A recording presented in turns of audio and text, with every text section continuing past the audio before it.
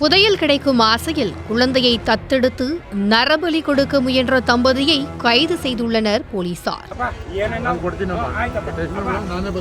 ஒரு காலத்தில் பரிகாரம் என்ற பெயரில் குழந்தைகளை நரபலி கொடுக்கும் சம்பவங்கள் நடந்து வந்தது. ஒரு காலத்தில் இல்லை, இப்போதும் அதுபோன்ற சம்பவங்கள் நடந்து கொண்டுதான் இருக்கிறது என்பதற்கு உதாரணம்தான் பெங்களூருவில் நடந்த இந்த சம்பவம்.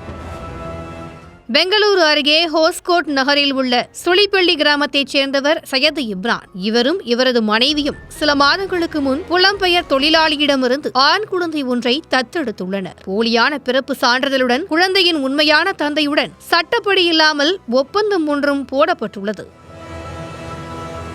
கடந்த 6ஆம் தேதி குழந்தைகள் பாதுகாப்பு உதவி எண்ணுக்கு தொலைபேசி அழைப்பு ஒன்று வந்துள்ளது. அதில் இம்ரானின் வீட்டில் 1 வயது குழந்தையை நரபலி கொடுக்க திட்டமிட்டிருப்பதாக மர்ம நபர் ஒருவர் தெரிவித்துவிட்டு தொடர்பை துண்டித்துள்ளார். உடனடியாக மாவட்ட குழந்தை பாதுகாப்பு பிரிவு அதிகாரிகள் இம்ரானின் வீட்டை கண்டறிந்து அங்கு சென்று சோதனை மேற்கொண்டனர். அப்போது அவரது வீட்டின் ஒரு அறையில் சிறிய குழி ஒன்று தோண்டப்பட்டு இருந்ததும் சடங்குகள் செய்வதற்கான பொருட்கள் இருந்ததும் தெரிய வந்துள்ளது.